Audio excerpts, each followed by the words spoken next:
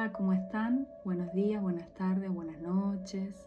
Soy Silvia Edo, voy a continuar con la lectura de Después del conflicto la paz. Esta sería la quinta entrega y vamos a arrancar con la página 71, Funcionamiento de la conciencia. Hay un comentario preliminar de Bert Hellinger que dice así: el motor que impulsa todos los grandes conflictos es la tranquilidad de conciencia o la buena conciencia. Por eso, en los 4 capítulos siguientes me referiré con más detalle al funcionamiento de la conciencia tranquila. Al hacerlo, a veces voy a repetir algunas imágenes. Lo mismo ocurre en los caminos que llevan a la cima de una montaña. Si seguimos el curso de caracol de ese camino, llegaremos a disfrutar de la vista panorámica. En el ascenso pasaremos una y otra vez por lo que parece ser un mismo lugar, desde el que veremos el mismo panorama. Pero cada vez que el panorama se repita, habremos recorrido un nuevo tramo de nuestro camino y nos habremos elevado un poco más. Me interesa sobre todo indagar el camino que conduce más allá de los límites de la tranquilidad de conciencia. Lo que llamamos la buena conciencia impone límites para superar los grandes conflictos. Buena conciencia y mala conciencia es un capítulo aparte de la filosofía de las constelaciones familiares de la mano de Bert Hellinger, que lo podrán buscar o ver en otro momento. Seguramente surge en los movimientos que se van a mostrar a continuación. La conciencia como destino. Dice, la conciencia que une. En primer lugar, la conciencia sirve para unirnos a nuestra familia. Así, nuestra conciencia estará tranquila cuando nos comportemos de forma tal que podamos sentirnos seguros de tener permiso para pertenecer. En cambio, cuando tememos habernos comportado de un modo que compromete nuestra pertenencia, tenemos mala conciencia. Voy de nuevo con esto para que se vaya entendiendo. Cuando tememos habernos comportado de un modo que compromete nuestra pertenencia a nuestro sistema familiar, a nuestro sistema religioso, político, de país, de comunidad, allí sentimos que se compromete nuestra pertenencia y tenemos lo que se llama mala conciencia. La conciencia nos ayuda a percibir con exactitud qué debemos hacer para pertenecer y qué es aquello que deberíamos evitar para no perder nuestra pertenencia. Tal percepción es instintiva. Se la puede comparar con el sentido del equilibrio. Si perdemos el equilibrio, nos sentimos tan mal que de inmediato nos corregimos para volver a lograrlo. En caso de la conciencia es similar. En cuanto percibimos que no estamos ya conectados con nuestra familia y tememos haber perdido nuestra pertenencia, tenemos mala conciencia.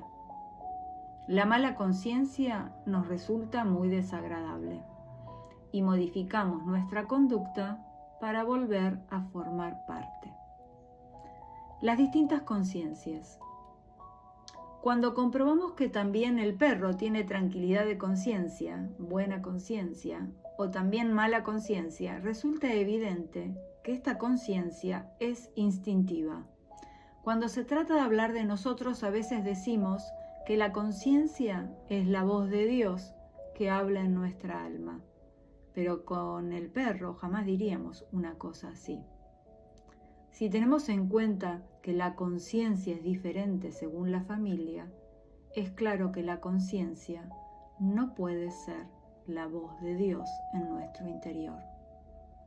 Cada uno de nosotros puede comprobar este hecho cuando contrae matrimonio.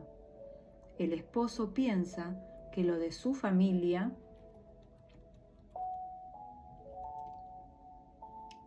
es correcto.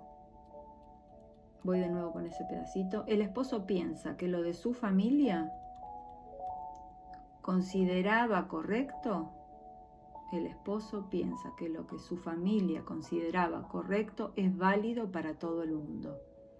También la esposa cree que lo correcto para su familia es válido para todo el mundo.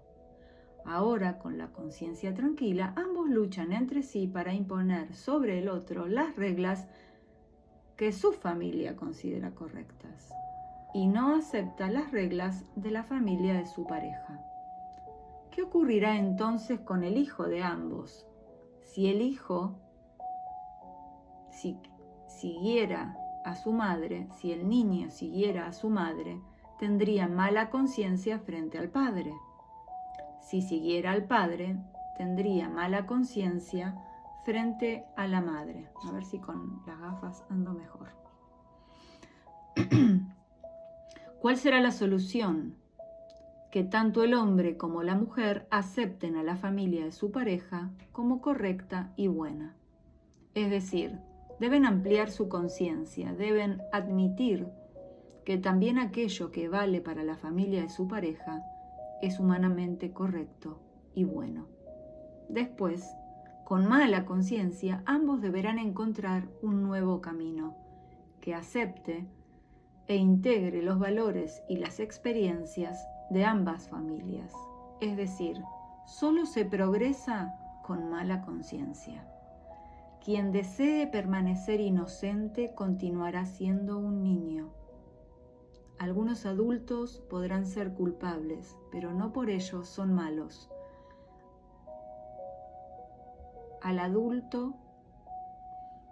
Al contrario, cuando aceptan su culpa se vuelven más humanos. El alma de esas personas se amplía, se abre hacia lo diferente. Resulta relativamente fácil hacer esto dentro del marco de la familia. Pero ¿qué ocurre cuando se trata de religiones diferentes o de culturas diferentes? En este caso, la misma solución es válida. Quien evoluciona también debe encontrar en su alma un lugar para la otra religión, para la otra cultura y para el otro idioma. Proceder así lo vuelve culpable frente a su grupo. Entonces solo se podrán reconciliar quienes tengan el coraje de sentir mala conciencia frente a su propio grupo. Cuando el presidente Sadat de Egipto viajó a Israel, ofreció un ejemplo notable de esta actitud. A pesar de que estaba al servicio de la paz, su propio grupo lo consideró un traidor. Por eso lo asesinaron, y lo hicieron con la conciencia tranquila. La conciencia tranquila es peligrosa. Todos los grandes crímenes son llevados a cabo con la conciencia tranquila. Por ello debemos aprender a crecer más allá de la propia conciencia. El amor más grande excede la conciencia. Quien permanece inocente está limitado. La conciencia de compensación. Este es solo uno de los aspectos de la conciencia personal. Además de ligarnos a la familia, la conciencia personal cumple una segunda función. Se encarga de compensar el dar y el tomar. Cuando alguien me regala algo me pongo contento y al mismo tiempo tengo una mala conciencia porque me siento en deuda frente a él. Por esa razón yo también le daré algo. Con ello me vuelvo a sentir inocente. Es decir, siento que me liberé de una obligación. Si yo amo al otro, le doy un poquito más de lo que él me ha dado, y de esta manera él se siente en deuda conmigo. Pero dado que él me ama, también él me devuelve un poquito más. Entonces yo vuelvo a sentirme en deuda con respecto a él, y dado que le amo, le devuelvo un poquito más. De esa manera se incrementa el intercambio entre personas que se aman bajo la influencia de la necesidad de compensación. Es linda la función de la conciencia personal que obliga, en cierta forma, a compensar e incrementar el intercambio por las buenas. Sin embargo, esto vale también para cuando alguien me hace daño. Entonces yo también quiero hacerle un daño porque siento la necesidad de compensar. Si no le hago nada, la relación corre peligro porque el otro está esperando mi venganza. Si le hiciera tanto daño como el que él me hizo, se sentiría aliviado. Hay muchos que no devuelven el daño en la misma medida, sino un poco más. Si les siguen haciendo daño, al vengarse ellos agregan también algo más, y así se incrementa el intercambio por las malas. La política nos ofrece abundantes ejemplos de esto. ¿Cómo salir de este círculo diabólico? ¿Hay que vengarse? Es necesario porque aquel que es solamente bueno destruye las relaciones. Pero también es posible, y esto es la perla en esta filosofía, también es posible vengarse con amor. ¿Cómo es la venganza con amor? Consiste en hacerle algo malo al otro, algo que le provoque dolor, pero un poco menos que lo que él nos ha hecho. A continuación se puede reanudar el intercambio por las buenas. Qué difícil este punto, ¿no es cierto? Muy difícil. Esto es una de lo que Brigitte llama las fuerzas del amor, la ley de compensación, el tomar y el recibir. El dar y el tomar, perdón, el dar y el saber tomar. Bueno, la conciencia colectiva, seguimos con la lectura. La conciencia colectiva es inconsciente. Sus leyes salen a la luz mediante las constelaciones familiares. Es una conciencia colectiva porque abarca simultáneamente a varias personas y las dirige como grupo. Pero la conciencia colectiva solo comprende a determinadas personas. Pasaré a mencionarlas. En la familia comprende a los hijos, sus padres, los hermanos y hermanas de sus padres, es decir, los tíos y las tías, y luego están los abuelos y en algunos casos los bisabuelos. Estos son los parientes de sangre. Pero además hay otras personas que pertenecen a ese sistema y que no son parientes. Pertenecen a este sistema todos aquellos cuya muerte o desgracia significó un beneficio para algunos de los que están dentro de él. Por ejemplo, una segunda esposa se ha beneficiado cuando la primera esposa fue abandonada o porque murió. Por esta razón, la primera esposa forma parte de este sistema, aun cuando los hijos sean de la segunda esposa y en consecuencia no estén emparentados con la primera. Es necesario saber algo más, aquello que comenzó a manifestarse recién en los últimos años.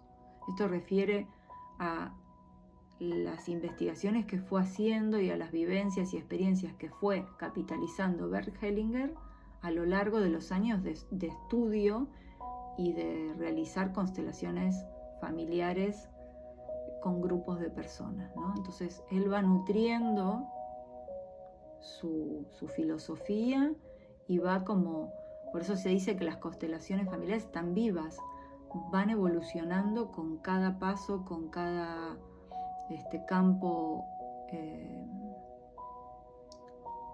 cuántico que se va abriendo en una constelación familiar que pueda ser individual o grupal. Todo impacta, todo influye y el campo genético y el campo morfogénico, como le llama Rupert Sheldrake, ¿no? Lo que pasa en un lugar impacta en el otro porque es como que estamos todos interconectados. El micelio humano, que es lo que estuve experimentando últimamente. Bueno, esto es un comentario mío de Silvia. Acá dice Hellinger, retomando. Es necesario saber algo más, algo que comenzó a manifestarse recién en los últimos años. si en un sistema hubo un asesino, la víctima pertenece al sistema. Si en un sistema hubo una víctima de un asesinato, quien la haya asesinado pertenece al sistema. Nadie puede quedar excluido. La conciencia colectiva cumple una ley fundamental. Ninguna persona que forma parte de este sistema puede quedar excluida. A ninguno de los miembros se le puede negar la pertenencia a ese sistema. ¿Qué ocurre cuando, de todas maneras, esto sucede? En ese caso, en el futuro, la persona excluida estará representada por un miembro del sistema. La persona excluida se vuelve destino para quien la representa. Por ejemplo, una esposa anterior o un marido anterior serán representados por alguno de los hijos de un matrimonio posterior. A menudo ese hijo se comporta como un rival frente a su padre, sin saberlo. Está representando al primer marido de la madre.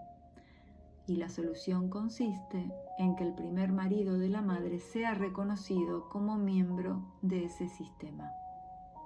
En muchas familias judías en las que hubo víctimas del holocausto,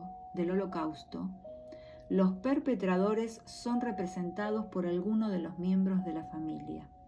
Ese miembro de la familia tendrá de repente y sin saber por qué la energía del perpetrador.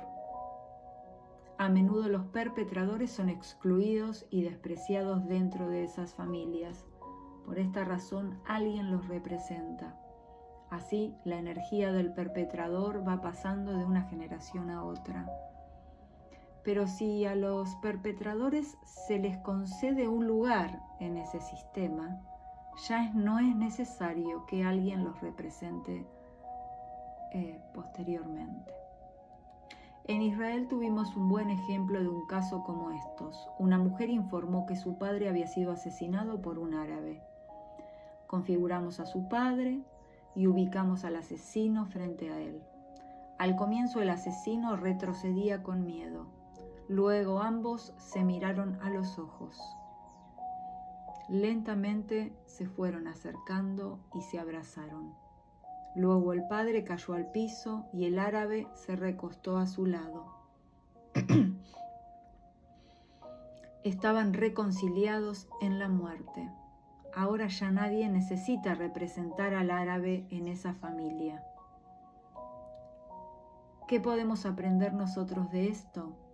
Cuando miramos al pasado, a la guerra, a los perpetradores y a las víctimas de ambos lados, podemos ver cuál sería la solución para ellos. Debemos respetar a todos por igual, como integrantes de un sistema, y concederles su lugar entre nosotros. Así que la primera ley de la conciencia colectiva es: cada uno de los miembros tiene derecho a pertenecer, a saber. Su derecho es el mismo que tienen todos los demás.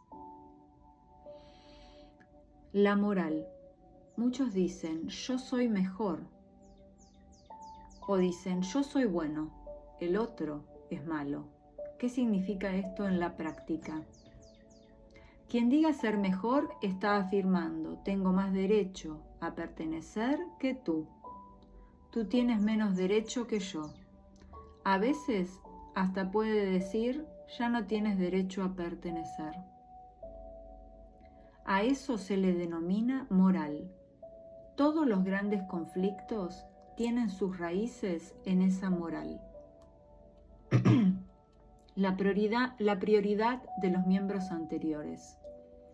Recordemos que la primera ley de la conciencia colectiva es: no está permitido excluir a nadie. No está permitido excluir a nadie. También existe una segunda ley y es importante.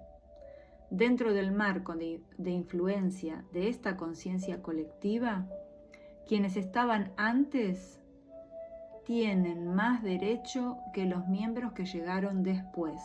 De esto habla la jerarquía, ¿no?, de la filosofía de las constelaciones. Ninguno de los nacidos después que otros puede inmiscuirse en los asuntos de quienes han nacido antes que ellos. En todas las tragedias hemos observado la misma dinámica. Hay un miembro nacido después que otros que se arroga el derecho de hacer algo por miembros que nacieron antes que él. Por ejemplo, cuando un miembro que nació después que otros decide vengar a los que nacieron antes. El final de todas las tragedias siempre es igual. Todos están muertos. Siempre termina en fracaso o en destrucción todo intento de alguien nacido después que otros, que se inmiscuye en los asuntos de quien nació antes que él, es nefasto, ¿no? Termina en fracaso. Todos están muertos. La solución es retirarse de los que nacieron antes con respeto, retirarse también de su culpa y su destino, dejando el conflicto en el lugar que le corresponde. El final de las tragedias. Yo sé que toda esta parte es una de las partes más difíciles de la comprensión de la filosofía, porque más allá de una práctica o una herramienta que se utiliza para liberarnos de conflictos y de situaciones pasadas o de vivencias de nuestros ancestros, más allá de todo es una filosofía de vida, una nueva manera de mirar las cosas. Bueno, leo. El final de las tragedias. Todas las transgresiones en contra de la conciencia colectiva comenzarán a partir de una buena conciencia. Todas las transgresiones comenzarán a partir de una buena conciencia. La tranquilidad de conciencia de los héroes trágicos los llevará a hundirse en su propia destrucción. La conciencia colectiva actúa con mayor intensidad que la conciencia individual. Por esta razón, si el supuesto héroe se retira humildemente por ser él más pequeño que otro y logra resistirse a su buena conciencia, evitará el riesgo de quedar involucrado en la tragedia. ¿Cómo lo logrará? Si cuando actúa, en lugar de seguir a su propia conciencia, esta persona tiene en cuenta aquello que es posible y adecuado para la conciencia colectiva. Quizás podríamos dejar atrás las tragedias si además la persona se detuviera a considerar las consecuencias de sus posibles actos. Si se preguntara objetivamente, ¿qué ocurrirá si me comporto de esta forma? ¿Y si en lugar de esto hago aquello?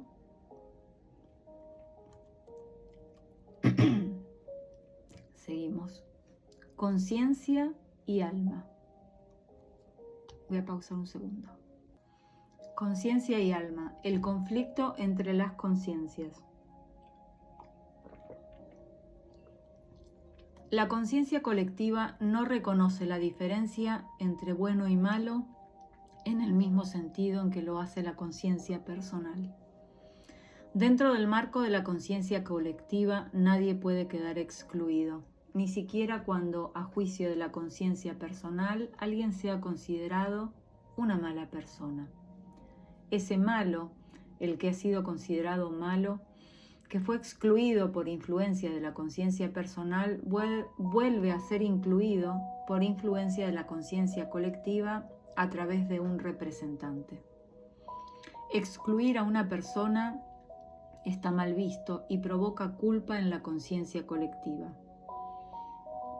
Es justo lo contrario de lo considerado bueno cuando se tiene en cuenta la influencia de la conciencia personal. Presionada por su conciencia personal, una persona realiza una acción inocente que será una transgresión para la norma de la conciencia colectiva. Por amor, algún hijo querrá hacerse cargo de algo que ha hecho alguno de sus padres. Podría ser, por ejemplo, expiar una culpa. Así se ubica por encima de sus padres, pero se siente inocente. Lo hace por amor, inconsciente. Al mismo tiempo, este comportamiento lo llevará a ser culpable frente a la conciencia colectiva. Y de este modo su proceder también fracasará como consecuencia de la presión que ejerce la conciencia colectiva. Los movimientos del alma. Hemos sido educados para querer seguir los dictados de nuestra conciencia. Precisamente este comportamiento causa muchas desdichas, fracasos, accidentes y suicidios. Por ejemplo, cuando nos... No entendía, está mal en el libro. Por ejemplo, cuando nos orientamos con la frase interna, yo te sigo, también ocurre con yo tomo tu lugar. Hemos sido educados para seguir los dictados de nuestra conciencia. Precisamente este comportamiento causa muchas desdichas, fracasos, accidentes y suicidios. Por ejemplo, cuando nos orientamos con la frase interna, yo te sigo. También ocurre con yo tomo tu lugar. Para liberarse de estas consecuencias, cada individuo deberá someterse a una purificación que le permitirá trascender los límites de su conciencia y pasar a otro espacio. Allí rigen otras leyes que ayudan a superar las fronteras de la propia conciencia. Es el espacio del alma, en un sentido más amplio, el espacio de los movimientos del alma. Aquí también pertenecemos, pero formamos parte de algo que va más allá de los límites de nuestra familia y de los grupos de los que formamos parte. Aquí también podemos hablar de los movimientos de una conciencia. Es una conciencia mayor que reúne todo lo que hasta ahora estaba separado y lo integra en un todo mayor. Continuamos con un ejemplo. SIDA. ¿Cómo se manifiestan los movimientos del alma y de la conciencia mayor más amplia? Pregunta Hellinger. Doy un ejemplo. En México, un enfermo de SIDA dijo que deseaba constelar a su familia. Dijo que había sido contagiado por un amigo que no le había dicho que estaba enfermo de SIDA. Configuré a él y al amigo, uno frente al otro de pie. Se miraron durante un largo tiempo. Tuve una intuición respecto al movimiento del alma del enfermo de SIDA. Le indiqué que le dijera a su amigo, estuve esperando esto. Algo completamente distinto de lo que se nos hubiera ocurrido pensar sucedió y fue lo correcto. Después configuré una representante para la enfermedad, ubiqué al amigo al lado de ella. Vayan como armando la constelación, traten de ir visualizando. Entonces pone al enfermo de SIDA, a su amigo enfrente y le pide que le diga a su amigo, estuve esperando esto. Después configuró a una representante para la enfermedad, la ubicó al lado del amigo. El enfermo de SIDA cayó de rodillas, abrazó los pies de ambos y se inclinó profundamente ante ellos. Fue como si se hubiera entregado a ellos. Fue un movimiento del alma, un movimiento que no podemos sintonizarlo con lo que sabemos de la conciencia. El enfermo de SIDA estaba de rodillas entre ambos. Sugerí que les dijera, los tomo a ustedes, los tomo a vosotros. Como un niño que le dijera a sus padres: tomo la vida de ustedes, de vosotros, tomo la vida de ustedes. Y era cierto. Estos movimientos profundos del alma no temen el sufrimiento o la muerte, funcionan de manera completamente diferente. El enfermo estaba totalmente en paz consigo mismo y con un todo mayor. Permitir que los movimientos del alma se desarrollen y se desplieguen lleva a que algo se una. Permitir que los movimientos del alma se desarrollen y se desplieguen lleva a que algo se una. Lo que antes había estado separado, ahora está unido. Lo que antes había estado separado, ahora está unido. El movimiento profundo del alma siempre es un movimiento de amor. Al final, en este movimiento todos se volverán uno.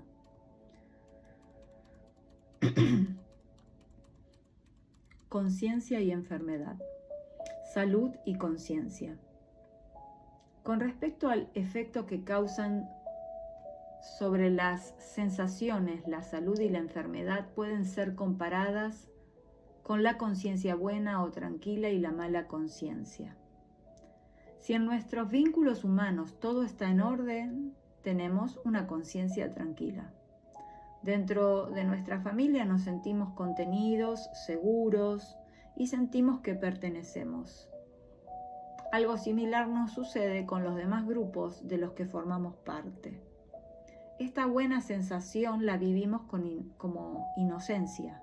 Para la mayoría de las personas, esta inocencia es el sentimiento más hermoso y deseado. Todos los honores, todas las distinciones que obtenemos por parte de la familia o de otros confirman y afirman esta sensación y nuestro derecho a pertenecer. Algo similar nos sucede con la salud. Nos sentimos en orden y sanos cuando todos los órganos del cuerpo actúan en conjunto. También cuando el cuerpo físico, el alma y el espíritu actúan en armonía y están al servicio de las necesidades de la vida. Nos sentimos leves y seguros, optimistas, orientados hacia la vida. En ese sentido, la salud actúa igual que la conciencia tranquila. Es deseable, promete felicidad y la atrae. Ahora vamos a leer sobre enfermedad y conciencia. ¿Qué sucede? Si al relacionarnos nos comportamos de manera tal que nos arriesgamos a dejar de pertenecer, tenemos mala conciencia y nos sentimos culpables. Esta sensación es tan desagradable que nos obliga a modificar nuestro comportamiento para recuperar el derecho a pertenecer. Tal como ocurre con la buena conciencia, la mala conciencia también sirve a la pertenencia y al bienestar. Aunque provoca malestar, está al servicio de la felicidad, si tenemos en cuenta cuál es su objetivo y lo que ocurre cuando lo alcanza. Es frecuente que con la enfermedad nos suceda algo similar.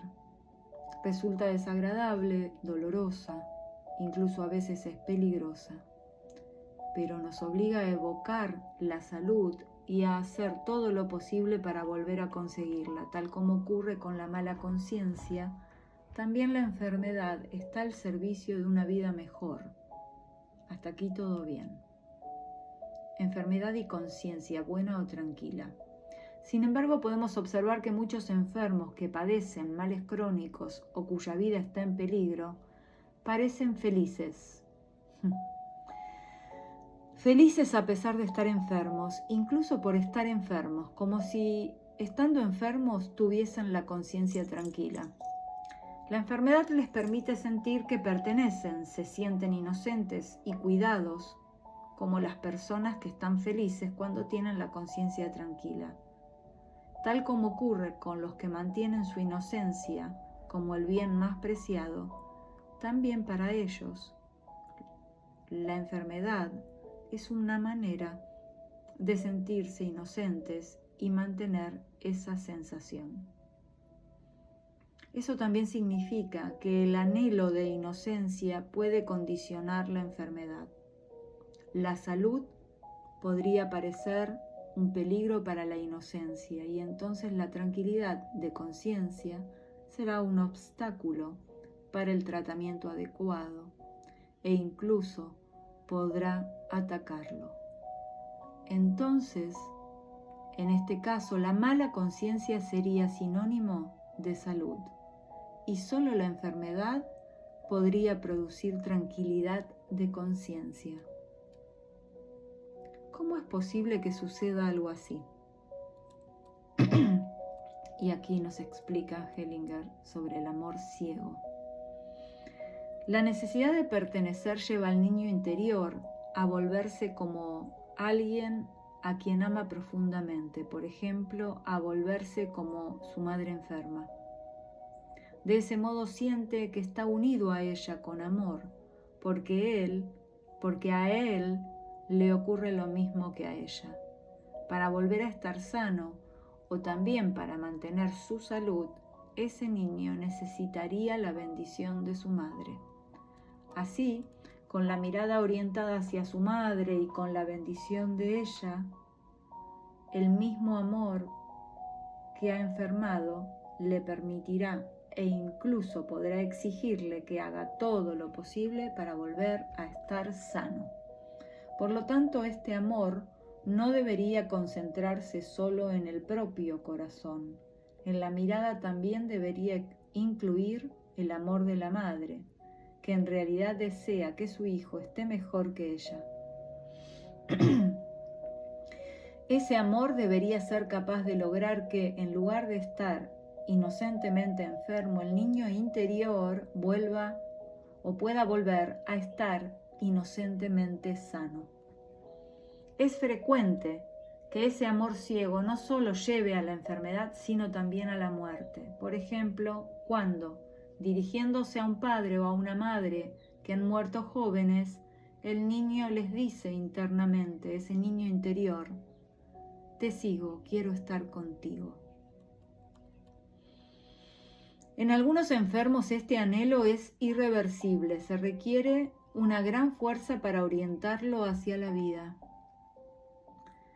En este caso, el amor ciego debe comenzar por mirar a los ojos a la persona muerta a quien tanto ama. La persona debe comprobar que con su anhelo de estar entre los muertos no logrará lo que desea. La muerte es algo más que una reunión.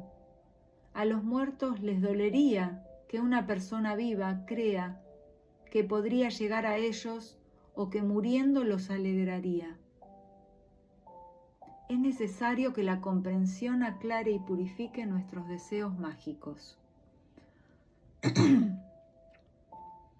Del amor ciego proviene la creencia de que es posible que una persona muera para que otra viva mejor, que alguien muera para que otro siga con vida, o para que no expíe, el individuo crea que muriendo logrará hacer desaparecer,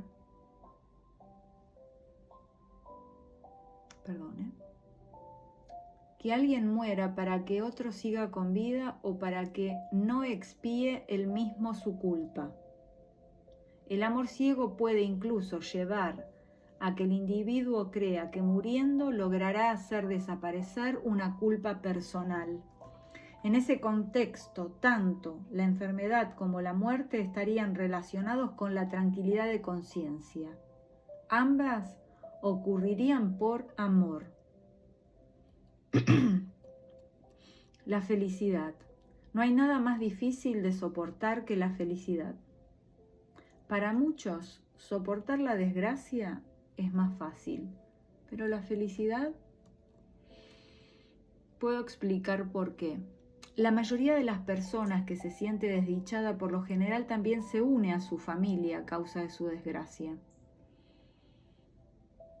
Cuando proceden así se sienten inocentes y tienen tranquila su conciencia. para ellos es un gran consuelo tener esa tranquilidad de conciencia en la desgracia. En cambio, si alguien es feliz, mientras otros miembros de la familia están sufriendo, tendrá con frecuencia mala conciencia. Tratará por todos los medios de volver a sentirse desgraciado. Será feliz en la desgracia. Si alguien es feliz o resulta beneficiado mientras a su alrededor hay otros que se sienten desdichados y sufren perjuicios, se sentirá culpable frente a los otros. También se sentirá culpable frente al destino o frente a Dios. Cuando alguna persona se siente feliz porque, por ejemplo, ha sido rescatado de una enfermedad grave, ¿qué hará si fuera creyente? Hará un sacrificio a Dios para pagar su felicidad. Muchas personas creen que cuanto más paguen por su felicidad, tanto más felices serán. Sin embargo, hasta ahora no he podido verlo confirmado.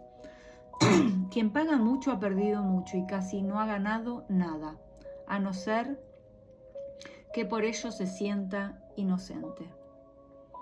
¿Qué hay que hacer para poder conservar la felicidad? En primer lugar, agradecer. Agradecer. Porque casi siempre la felicidad no es merecida, es un regalo. Nos resulta difícil aceptarla simplemente como un regalo sin tener que hacer algo a cambio. Resulta más fácil tomar la felicidad si la tomamos con agradecimiento. Para atrevernos a conservar la felicidad debemos hacer algo más, debemos permitir que otros participen de ella. Es decir, uno transfiere algo de la felicidad que recibió. Como consecuencia habrá otros que también se sienten felices y de esa forma la felicidad se incrementa y puede permanecer. Este es uno de los secretos de la felicidad.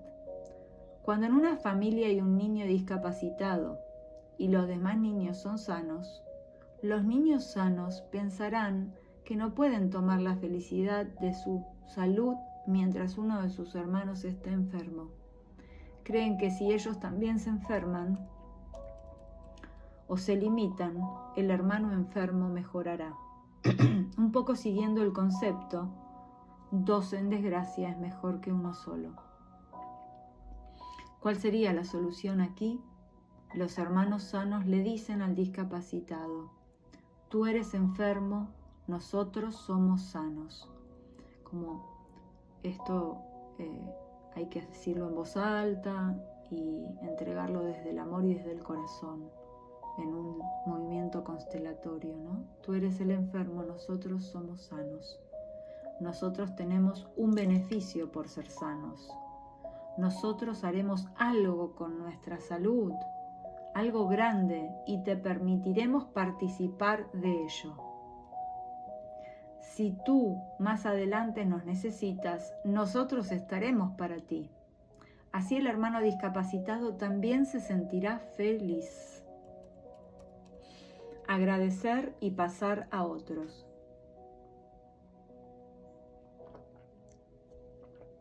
Teniendo en cuenta que las madres hacen tanto por sus hijos, es extraño que esos hijos sientan odio hacia su madre.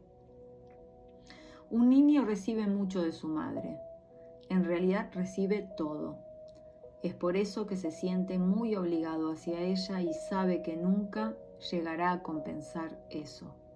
El hijo nunca podrá compensar con respecto a su madre lo que la madre ha hecho por él.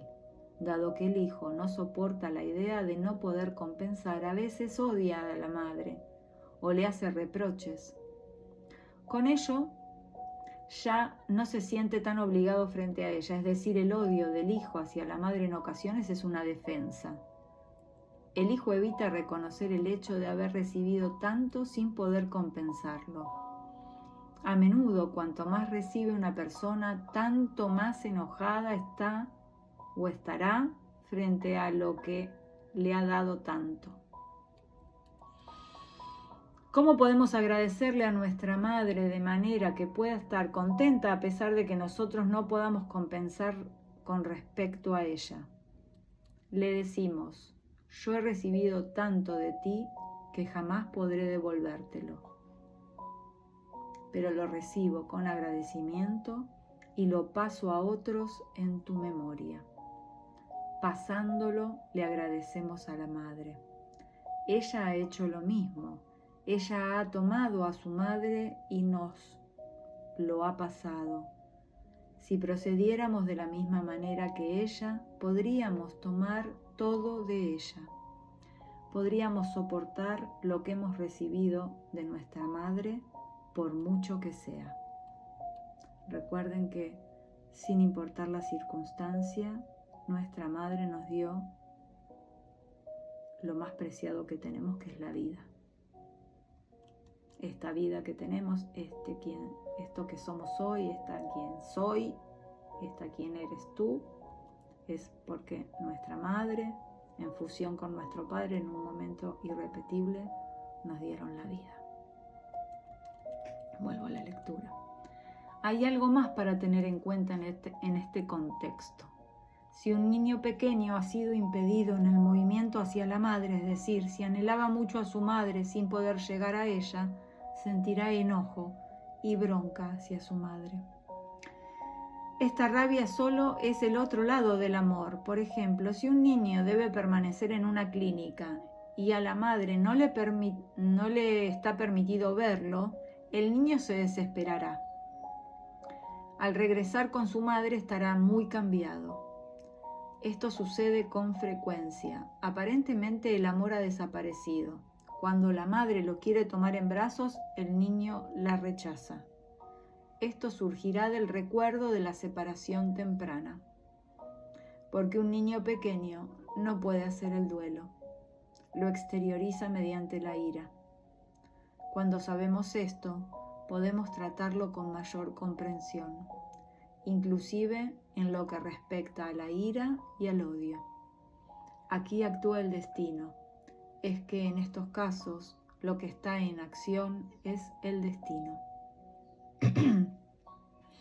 Dos tipos de inocencia. Los hijos están unidos a sus padres y a su familia de una manera muy profunda. El ruego más profundo y el anhelo más profundo de un hijo es poder pertenecer a esa familia. Los hijos están unidos a sus padres y a su familia de una manera muy profunda. El ruego más profundo y el anhelo más profundo de un hijo es poder pertenecer a esa familia. Cuando alguien tiene la sensación de pertenecer, se siente inocente. En este caso, inocencia significa: siento que tengo permiso para pertenecer. También es por eso que la inocencia es la sensación que nos une a nuestra familia. A menudo el lazo y el amor que resulta de ese lazo son ciegos. Es que para ser inocente y para pertenecer es frecuente que el hijo haga algo que trae desgracia y lo perjudica, no solo a él sino también a otros. Desde la sensación de inocencia, el hijo quiere, por ejemplo, seguir a otros miembros de su familia. Quiere seguir a su madre que murió joven, por ejemplo, o a su padre que murió joven, o a un hermano que murió joven. Cree que al hacerlo podrá estar unido a ellos y de esa manera pertenecer. El hijo también querrá seguir los destinos que hicieron impacto en su familia. Por ejemplo, si los padres de ese hijo se divorciaron cuando él era un niño de 3 años, quizá éste también se divorcie cuando su propio hijo tenga 3 años. Se querrá divorciar porque está unido a los modelos de su familia de origen y tal vez no sea consciente de la conexión. Así que aunque a veces aparentemente somos libres para decir, en realidad estamos atados. Puede ocurrir que un hijo perciba que algún miembro de la familia quiere partir y entonces interiormente dirá: voy yo en tu lugar. Y aparecerá una anorexia mientras el hijo internamente dice: querido padre, querida madre, mejor desaparezco yo y no tú. También el hijo podrá desarrollar alguna otra enfermedad, podrá tener un accidente o se suicidará con el solo objetivo de lograr que la otra persona de su familia permanezca viva. Estamos hablando del amor ciego. Eso es un pensamiento mágico, dice Bert. Al hijo lo llevará a la desgracia, pero también influirá a otros en la generación que siga, porque si alguien de la familia actúa así en el presente, después otros miembros de la familia seguirán el mismo modelo, con el mismo amor ciego y la misma inocencia. La pregunta es, ¿cómo puede un hijo liberarse de esta inocencia ciega y de este amor? ¿Cómo puede amar y ser inocente de una manera sabia, de una manera que le permita permanecer vivo y ser feliz? Voy 50 minutos, pero voy a seguir un poco más. Conciencia y conflictos.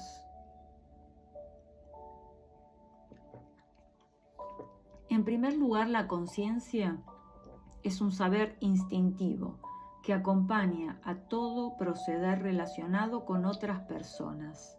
Es, primero, saber qué es necesario para pertenecer. ¿Qué es necesario para pertenecer? Saber eso. Segundo, saber qué le debo al otro en caso de haber recibido algo que todavía no ha sido compensado por mi propia acción de dar. También saber qué debo darle cuando hice algo o le quité algo y no estoy sufriendo ni perdiendo algo de manera similar en compensación. Y tercero, saber qué le debo a un grupo para que pueda existir y actuar como grupo. Es decir, saber cuál debe ser mi contribución para la subsistencia y la evolución de un grupo. La tranquilidad de conciencia, la buena conciencia y la mala conciencia. ¿Cómo sabemos lo que nos pide la conciencia? ¿Cómo sabemos lo que nos pide la conciencia?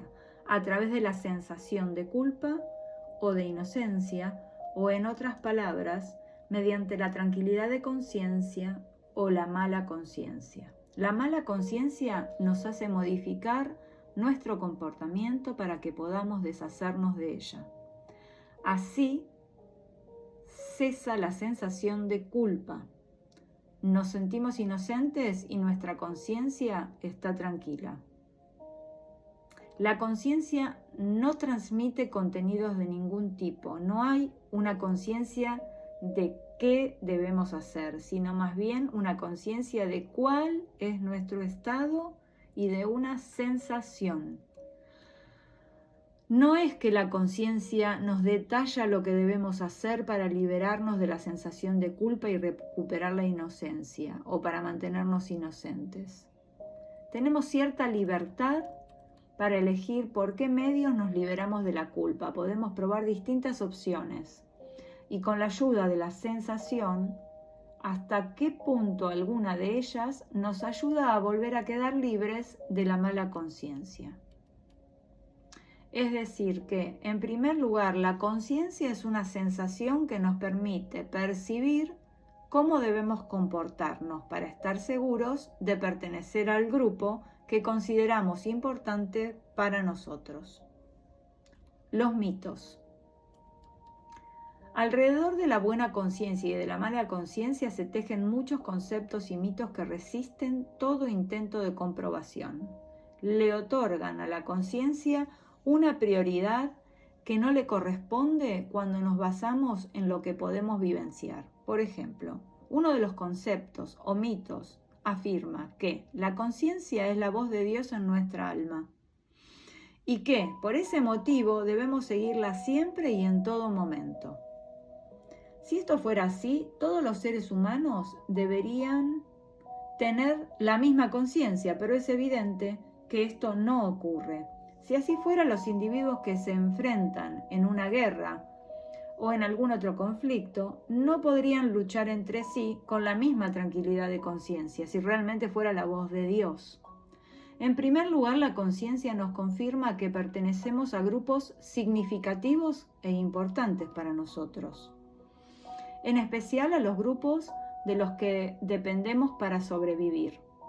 La conciencia nos vincula con esos grupos, no importa lo que el grupo demande de nosotros. Conciencia y grupo. Esto es muy importante y piensen en lo que pasa hoy, actualmente, en cada país, en cada situación que vemos a diario, en lo cotidiano. Conciencia y grupo. Originariamente nos vivenciamos como parte de un grupo, al punto que nos sentiríamos incompletos y perdidos si quedáramos afuera del mismo. Sobre todo si no estuviéramos en condiciones de unirnos a otro grupo similar. En los grupos importantes, para que podamos sobrevivir, cada parte está al servicio del todo. Todos los miembros sienten que pertenecen y están obligados con la totalidad. Por lo tanto, estarían dispuestos a sacrificarse por el conjunto, si eso fuera necesario. El individuo solo llega a sentirse pleno dentro de la totalidad.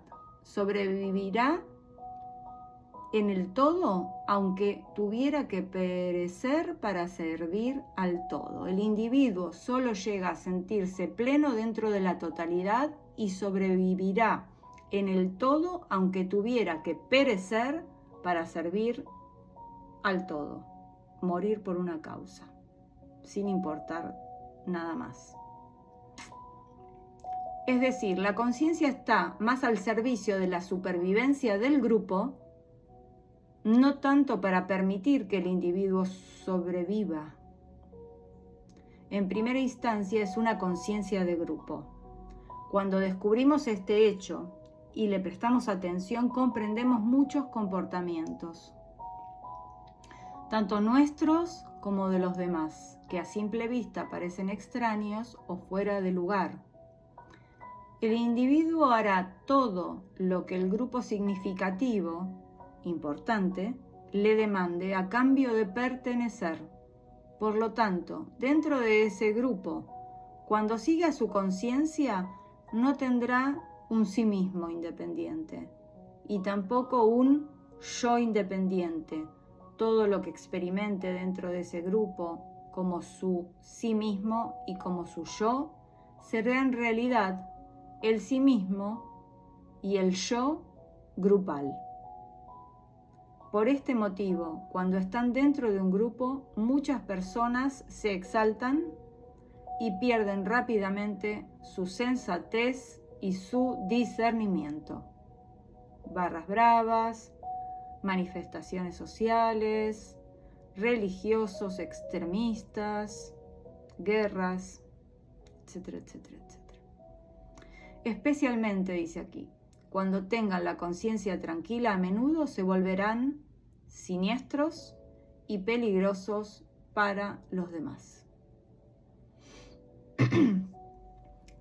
A ver si puedo terminar este capítulo. 1 hora. El temor a la conciencia.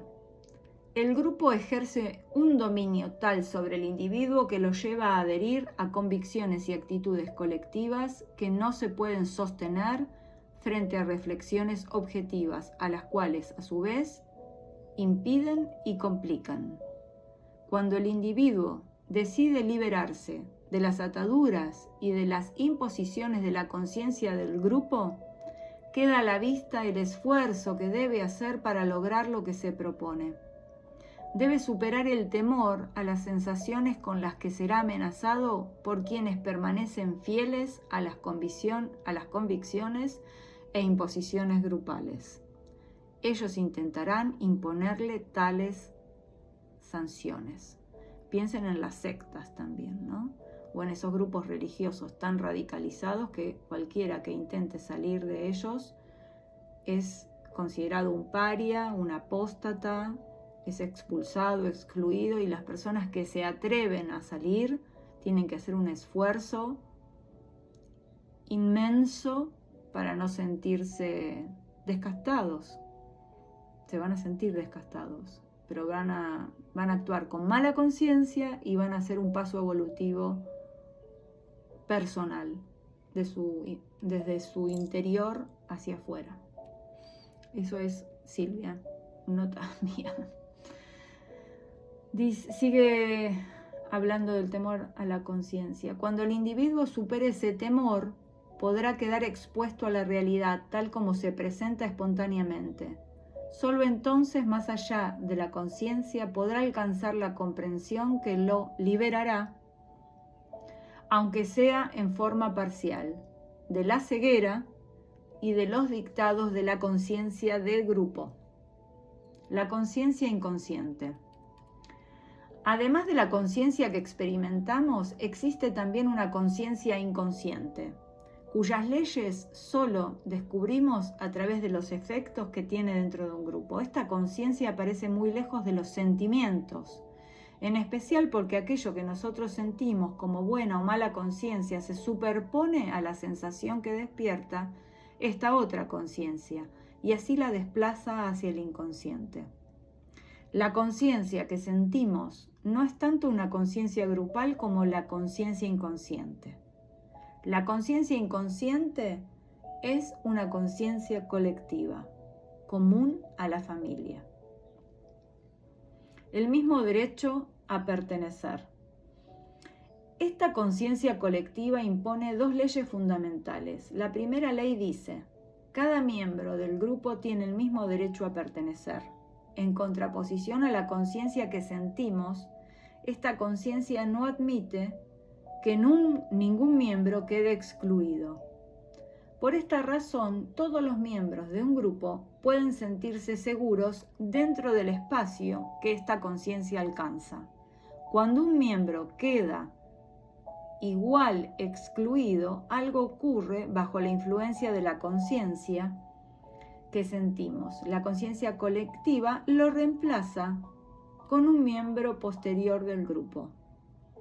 Este miembro sentirá y se comportará como el excluido sin que él ni los demás se den cuenta que esto ocurre. La conciencia colectiva vela por la integridad del grupo, colectiva estamos hablando, busca restablecerla cuando quedó alterada. Para lograrlo, no toma en cuenta las razones que llevaron a la exclusión de alguno del grupo. Por este motivo, en comparación con la conciencia que sentimos, esta conciencia es amoral, o mejor dicho, es premoral. Es una conciencia arcaica, que no conoce la diferencia entre el bien y el mal, en el sentido moral de estos términos.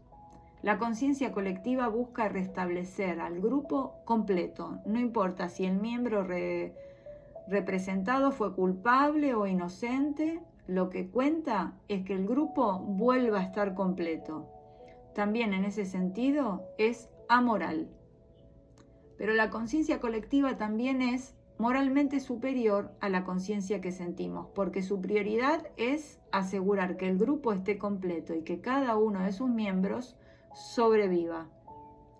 En contraposición, la conciencia moral decide acerca de la pertenencia o exclusión de los miembros de un grupo, o incluso decide sobre la vida o la muerte de estos. En cambio, la conciencia inconsciente protege la vida de todos los miembros del grupo, incluso en contra del juicio moral. Anteriores y posteriores. Voy un poco más. La conciencia colectiva también observa una segunda ley. Esa ley también es arcaica, es ciega. Tiende a mantener unido al grupo que ella abarca y a garantizar que el grupo sobreviva. Esta ley dice: el miembro que se integró antes al grupo tiene prioridad frente a los que se agreguen después. ¿Qué sentido tiene esta ley y cuál es su efecto?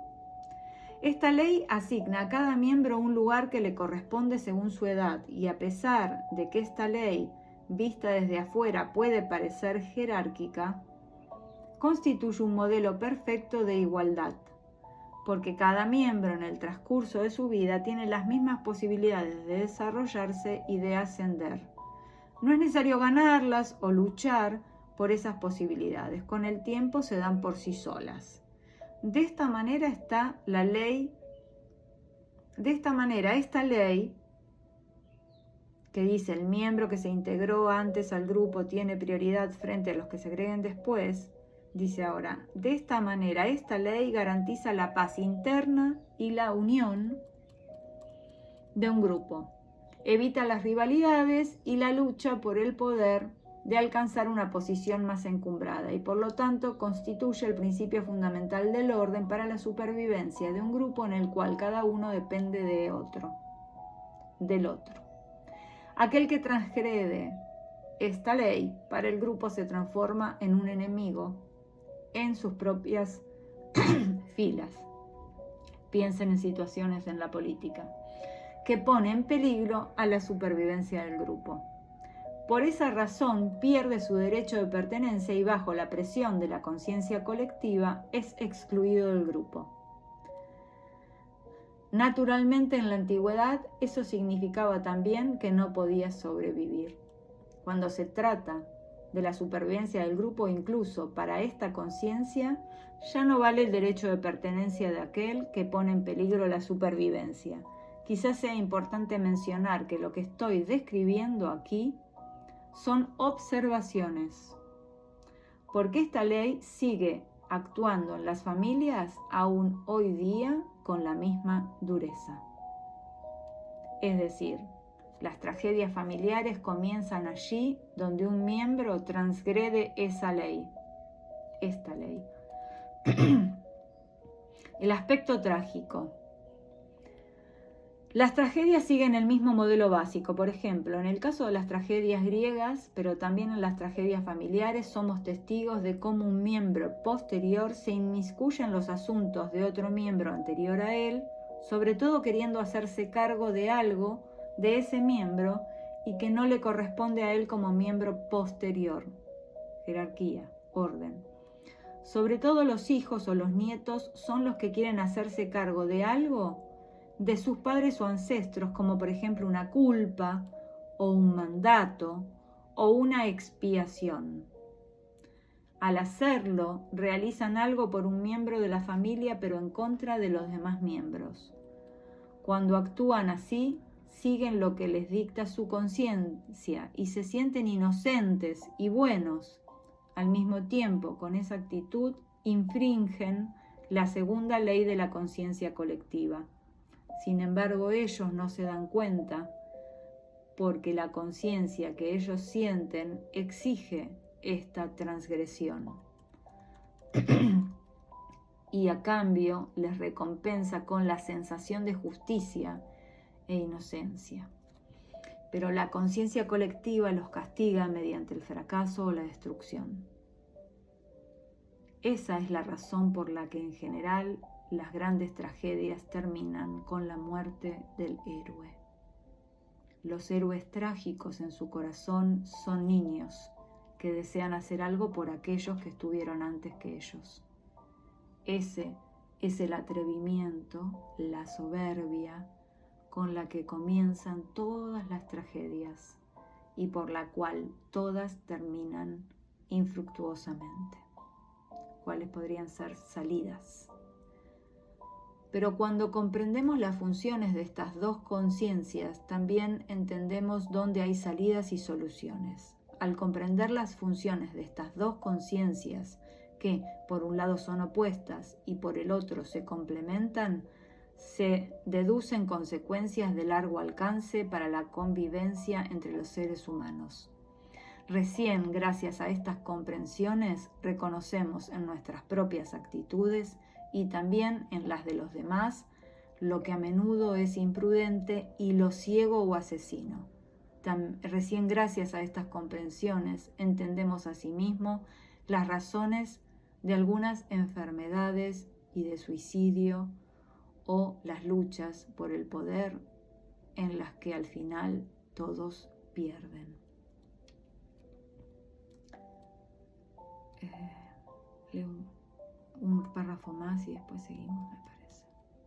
La sintonía. A través de la comprensión lograda de esta manera crecemos más allá de los límites de nuestra conciencia. sobre todo más allá de aquellos límites que le fija a nuestra percepción. Y esto sin que sea necesario que nos retiremos de los grupos a los cuales pertenecemos, porque estas comprensiones le sirven también a nuestros grupos y a su evolución. Ayudan a nuestros grupos a abrirse a otros grupos y a otras comprensiones y posibilidades ante las cuales hasta ahora se cerraban bajo el dominio de la conciencia personal. No obstante, la pertenencia a nuestro grupo es un bien muy preciado y en este contexto lo es también la supervivencia de nuestro grupo. No podemos ni debemos eludirla porque nuestra supervivencia también depende de él.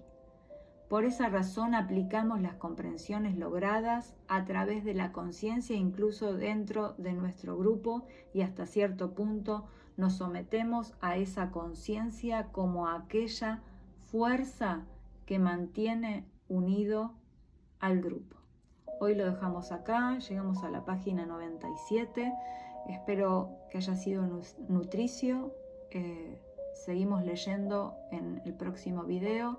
Gracias a todos por estar, por compartir, por dar un like, por sumarse o suscribirse a estas humildes entregas que las hago desde mi celular, sin micrófonos especiales y con las interrupciones posibles que se puedan sentir. Un beso, gracias, soy Silvia de Sil Sunflowers en YouTube. Gracias.